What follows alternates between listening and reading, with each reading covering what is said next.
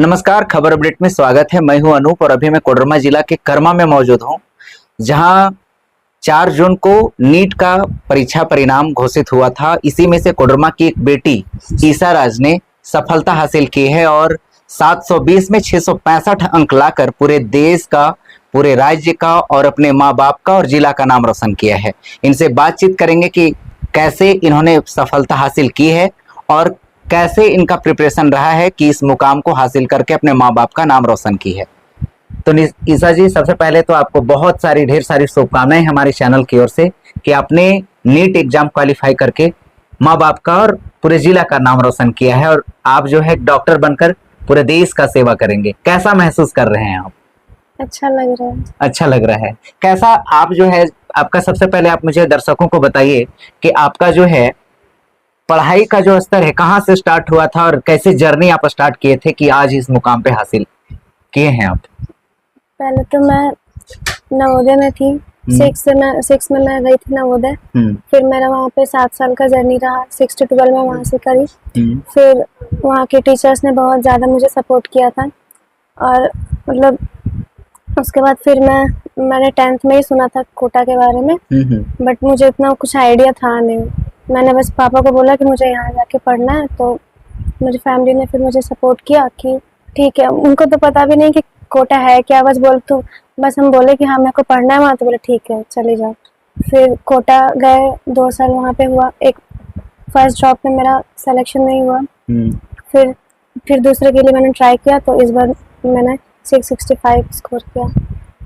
तो आप जो है लोगों को कैसा, माने कि आपका जब आप रिजल्ट जब सुने कि मेरा जो है रिजल्ट आया है, तो आपके चेहरे पे कैसा रिएक्शन रहा कि आपको विश्वास हो रहा था कि मेरा रिजल्ट आया? रिजल्ट मैंने तो कैलकुलेट कर लिया था अपना पहले कि मेरा इतना नंबर बन रहा है। मैंने अपनी फैमिली को भी बता रखा था, तो इतना ही आया जितना मैंने बोला था। और सबको तो पता ही था, तो एक्साइट तो थे ही सब। एक्साइटमेंट थे। अच्छा अच्छा। तो आपने एक्चुअली, आपने कहा कि 2 साल वहाँ की जर्नी आपने कोटा से प्राप्त की, तो कोटा में आपका जो पढ़ाई का जो जरिया था, क्या आखिर किस प्रकार से आपका जो रूटीन बना हुआ था, कैसे पढ़ते थे आप?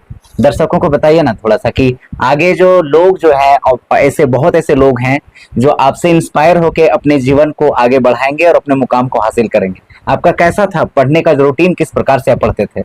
कोटा का माहौल तो अच्छा है स्टूडेंट के लिए। और फिर मैं जब फर्स्ट ड्रॉप लेके गई थी तो सब कुछ नया था मेरे लिए, मतलब सब कुछ अननोन था। फिर धीरे धीरे थोड़ा वहाँ पे अच्छा सेटल होते गए। और फिर मैंने फर्स्ट ईयर में PW में मैंने एडमिशन लिया था। टीचर काफ़ी अच्छे थे। लास्ट में थोड़ा जाके इशू हुआ था, तो उसके कारण पढ़ाई थोड़ी बिगड़ गई थी। और लेकिन वहाँ के टीचर्स बहुत ज़्यादा, PW के टीचर्स ने बहुत ज़्यादा सपोर्टिव थे। और फिर जब मुझे धीरे धीरे पता चल रहा था कि हाँ पहले क्लासेस होती हैं, फिर वहाँ पे लाइब्रेरी की भी बहुत अच्छी सुविधा है वहाँ पे। फिर मेरे पीजी के बगल में ही लाइब्रेरी थी, तो मैंने ज्वाइन किया। फिर धीरे धीरे सब कुछ मालूम होता गया कि अच्छा ऐसे पढ़ाई। मैंने बिल्कुल भी जीरो से स्टार्ट किया था। मुझे आती तो थी चीज़ें, लेकिन जिस हिसाब से कॉम्पिटिटर आपके सामने है, मेन कॉम्पिटिटर तो आप अपने आप में ही होते हैं। और फिर हर दिन ट्राई रहता था कि आज मैंने 10 घंटा पढ़ा है, तो ये नहीं रहता था कि नेक्स्ट डे 12 घंटा पढ़ना है। बस ये तो रहता था कि हाँ मैंने कल 10 घंटे पढ़ा, तो वो चीज़ को आज मुझे मेंटेन करना, ये मेरे लिए सबसे ज़्यादा इम्पोर्टेंट है। मैं उसको बढ़ाऊँ या ना बढ़ाऊँ, लेकिन कम नहीं होना चाहिए उससे। तो वो मेंटेन करना मेरे लिए बहुत ज़रूरी था और सबके लिए रहता है, क्योंकि थ्रू आउट द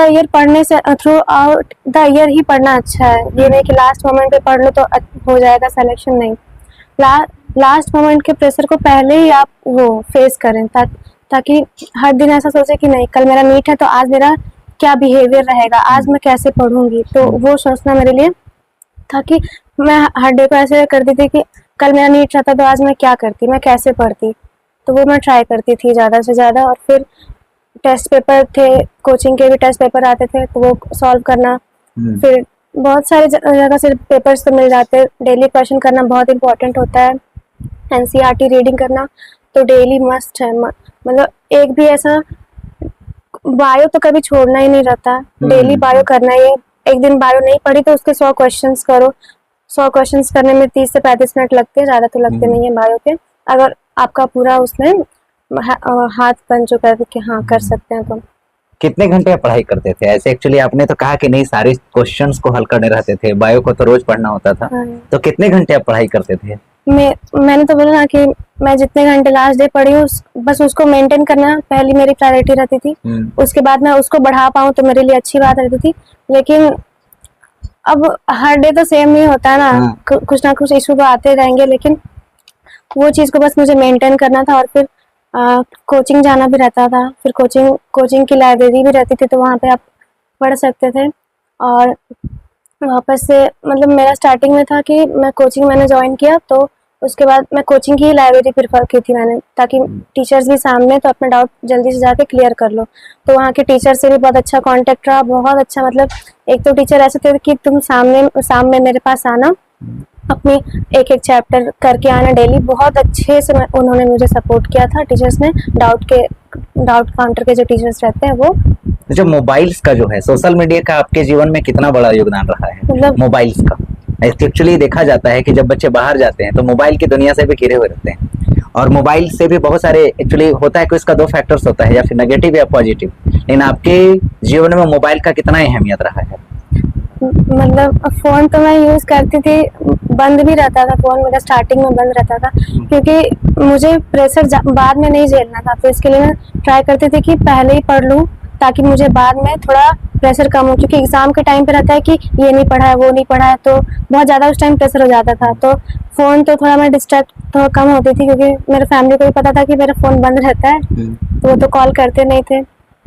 लेकिन फ़ोन तो वैसा कोई है नहीं कि डिस्ट्रैक्शन होता है, क्योंकि आप उसको टाइम देंगे तो ऑफकोर्स वो होगा। मैं बहुत सारे ऐप यूज़ ही नहीं करती थी, जैसे व्हाट्सएप मैं यूज़ नहीं करती थी, तो कोई वो टाइम बच के ऑफकोर्स होता है कि यूट्यूब पे आप शॉर्ट्स देखो तो वो देखते चले जाना है, वो तो रुकता नहीं है। मेरे साथ भी वैसा ही था, लेकिन वो होता है चलो ठीक है मान लेते हैं।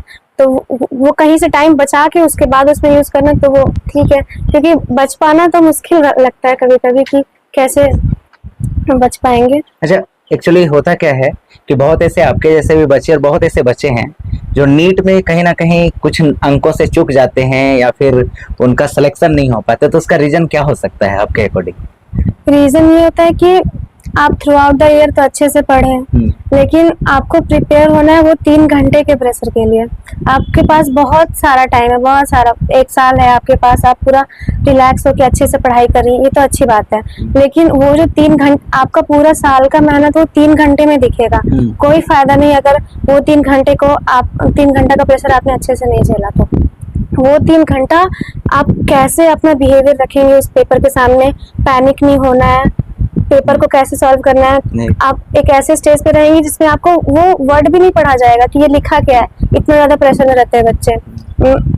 मैं समझ सकती हूँ उसको, क्योंकि लास्ट ईयर मैं बहुत ज़्यादा पैनिक, जब मेरा सेकंड अटेम्प्ट था तो मैं बहुत ज़्यादा पैनिक करी थी मैंने। तो मतलब वो सोच के तो मुझे नीट देने का ही मन नहीं होता था, लेकिन मैं उस टाइम तो अकेली थी, अकेले मैंने पेपर दिया। लेकिन नेक्स्ट टाइम मेरे अंकल आंटी मेरे साथ थे तो थोड़ा कम, जो होगा होना होगा वो तो हो के रहेगा। फिर मेरे सीनियर्स भी एडवाइस कर रहे थे कि क्यों तुमने इतना साल पढ़ा है तो क्यों तेरे हाथ पैर कपेंगे, तुम्हें अपने ऊपर कॉन्फिडेंस है, तुम कर सकती हो।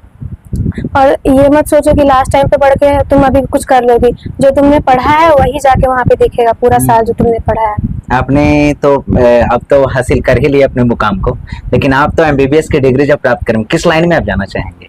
अभी तो एमबीबीएस में एंटर करने के बाद पता चलेगा ना कि मुझे किस चीज में आपका इंटरेस्ट होगा। इंटरेस्ट अभी मैं 11-12 को देख के नहीं बोल सकती ना, क्योंकि एमबीबीएस में एंटर करने के बाद किस चीज में मुझे इंटरेस्ट आ रहा है पढ़ने में, हाँ ये अच्छा लग रहा है, तो उस चीज को मैं आगे फिर प्रेफर करूंगी ना।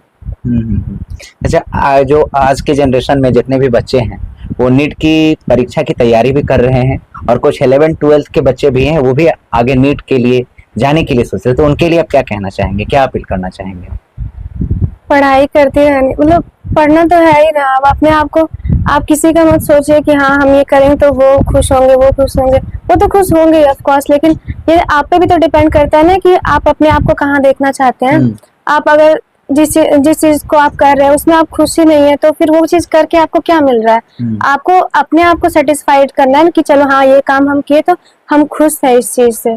तो अपने आप को उस जगह पे इमेजिन करके देखिए कि अगर आप जैसे मैं डॉक्टर में आई हूँ, तो हाँ चलो यहाँ इस जगह पे मैं खुश हूँ, लेकिन अगर इसमें नहीं आती तो मैं कहीं और चली जाती, या फिर नॉर्मल कॉलेजेस में मैं अगर एडमिशन लेती तो मैं सोचती कि मैं खुश नहीं होती। अगर मैं इमेजिन करती हूँ उस जगह पे रह के तो नहीं हूँ खुश। तो अगर आपको अपने आप को अच्छी जगह पे देखना है तो मेहनत तो आपको ही करना है ना, कोई नहीं कर सकता। बस आपके पीछे सपोर्ट तो सबको ही करेंगे, लेकिन एट द एंड तो आपको ही करना ही पड़ेगा।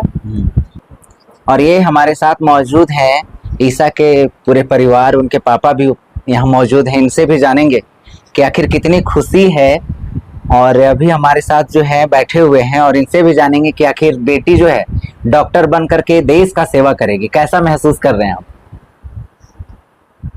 सबसे पहले तो हम आपको, आपके चैनल को और आपके चैनल को देखने वाले जो दर्शक हैं उन सभी को हम शुक्रिया करते हैं, और बहुत खुशी हो रही है हमको। हम बहुत खुश हैं, हमारी पूरी फैमिली खुश है। हमारी एक सोच थी कि हमारी बेटी डॉक्टर बने, और डॉक्टर बन करके इस समाज के लोगों को, देश के लोगों को की बेहतर सेवा करे। ये अभी जो डॉक्टरी का पेशा है, इस पेशे के तहत हमारी बेटी डॉक्टर बन के काम करे, ये हमको पसंद नहीं। कुछ यूनिक, कोई डॉक्टर बन के कुछ नया करे हमारी बेटी, ये हमारी चाहत है। ये मेरी बेटी एक अच्छा इंसान बने, अच्छी डॉक्टर बने, बड़ी डॉक्टर बने। ये अच्छी डॉक्टर और बड़ी डॉक्टर बनेगी जब कुछ नया करेगी। पैसा कमाना इसका मकसद नहीं होना चाहिए। डॉक्टर बन करके ये इस पेशे में कुछ नया करे, यानी कि मुर्दों में जान डाल दे, जो कोई डॉक्टर नहीं कर सका है वो काम करे हमारी बेटी, तो और खुशी मिलेगी। उस दिशा में मेरी बेटी बढ़ रही है, अभी बढ़ रही है, और हमको अपनी बेटी पर भरोसा है। हमारी बेटी कुछ नया करेगी।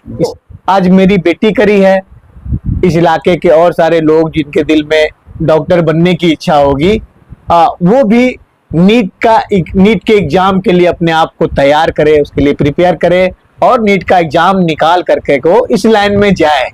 इस देश को अभी डॉक्टरों की जरूरत है।